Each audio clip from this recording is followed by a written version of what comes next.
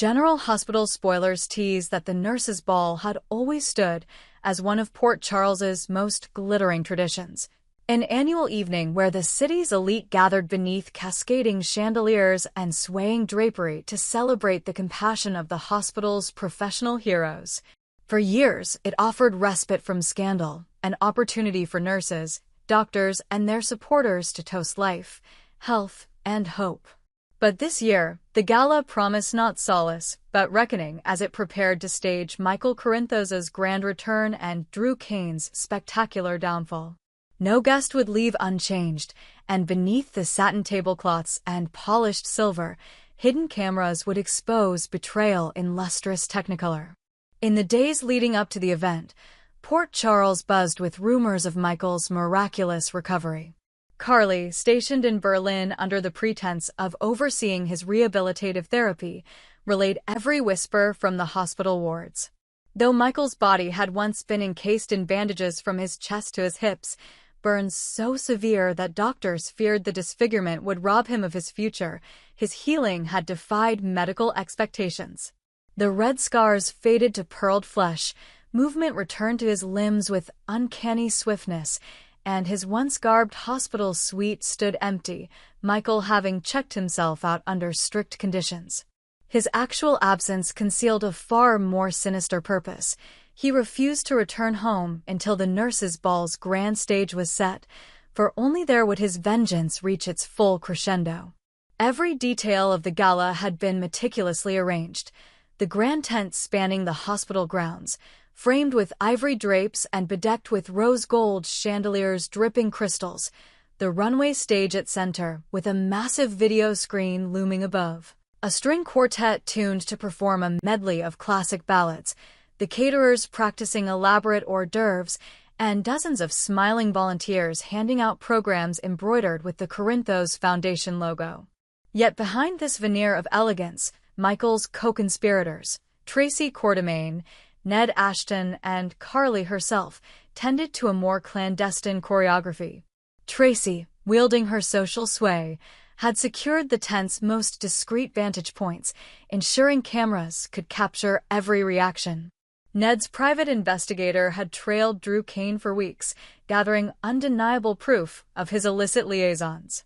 Carly, heart-torn between love for her son and the cruelty of his plot, remained the nervous linchpin, tasked with transmitting final instructions from Berlin via encrypted texts.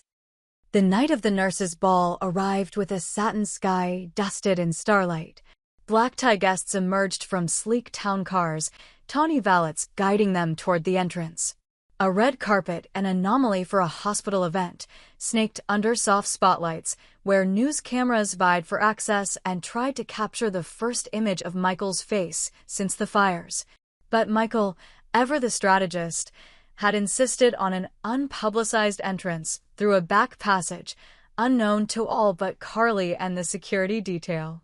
There, he stepped from an unmarked SUV, carrying only a small leather satchel and the weight of his hidden purpose. Inside, the atmosphere shimmered.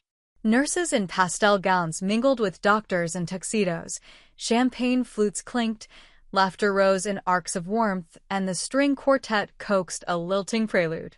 Under this gilded canopy, rivalries lay in dormant piles, until a hush fell as Carly took the stage.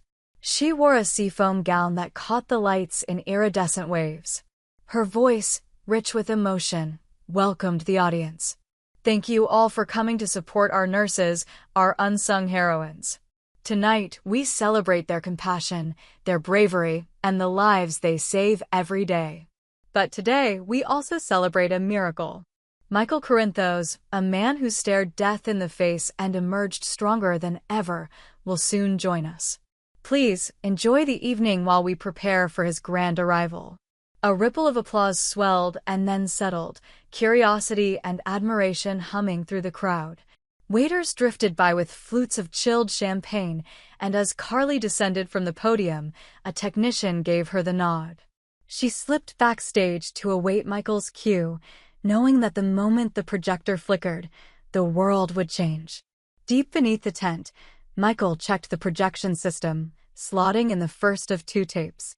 He fastened the strap on his tailored navy suit and took a breath that carried more than oxygen, it carried resolve. Behind him, Ned whispered, "Are you sure about this?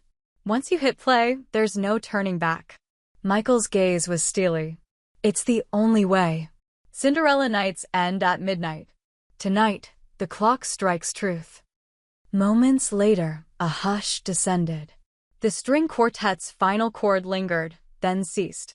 The lights dimmed, and the massive screen ignited with grainy black and white footage of a familiar boathouse at the lake, its wooden beams warped and water lapping gently below. A hush of recognition passed through the crowd. On the screen, Drew Kane and Willow Tate, his bride, moved together in clandestine embrace. The video captured Drew's gentle brush of Willow's hair, her tender touch upon his jaw, the low murmur of promises now shattered by betrayal. Port Charles nobles gasped. Nurses shrank back, doctors leaned forward, and whispers skittered like startled birds.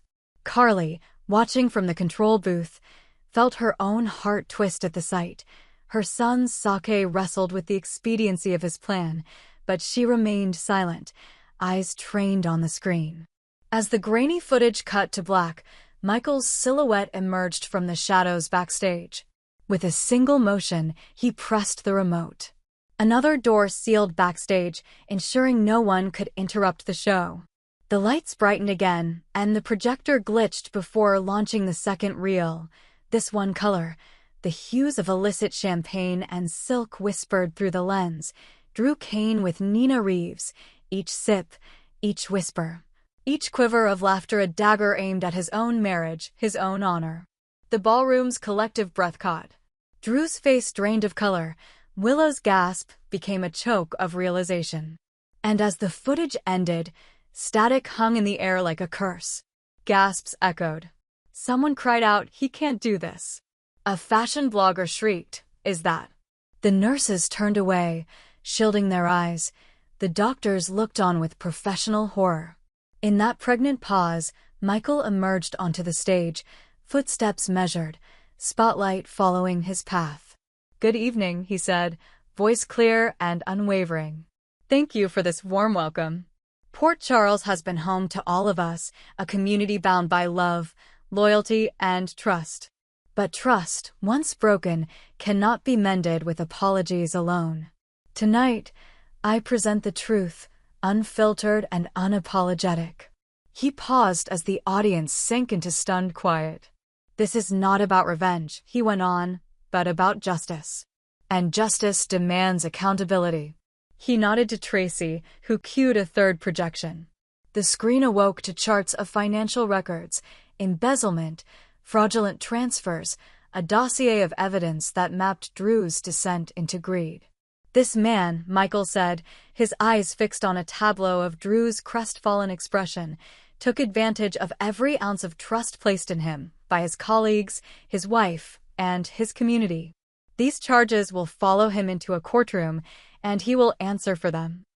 Security agents, previously hidden among the waitstaff, now moved to escort Drew and Willow from the stage. Drew, white-knuckled, tugged at his lapels. "Michael, you can't do this," he shouted. But his voice was lost in the crescendo of outrage. Willow's face crumpled into tears. She turned to Michael, voice trembling. "Why?" she begged. "What did I do to deserve this?" Michael's reply was softer, an echo of pain.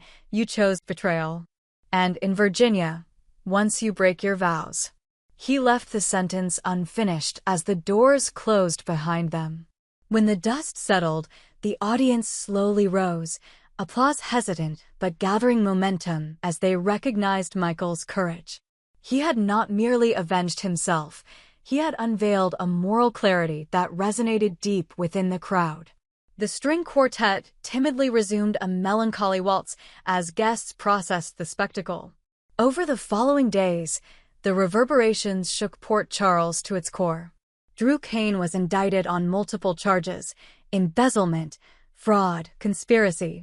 The Corinthos legal machine ensured that the case garnered maximum attention. Headlines screamed of his betrayal, of the nurse-turned assassin, of the son who returned from the dead only to deliver a catalytic blow to an empire. Willow, driven from Port Charles by overwhelming shame, lost custody of her children. Michael moved swiftly through the courts, citing his ex-wife's moral failings and Drew's criminal conduct. The judge, influenced by incontrovertible evidence, granted him full guardianship. Port Charles watched as the children, innocent vessels trapped in an adult war, were safeguarded under Michael's unwavering guardianship. In the aftermath, Michael found himself alone in the nearly empty ballroom turned storage.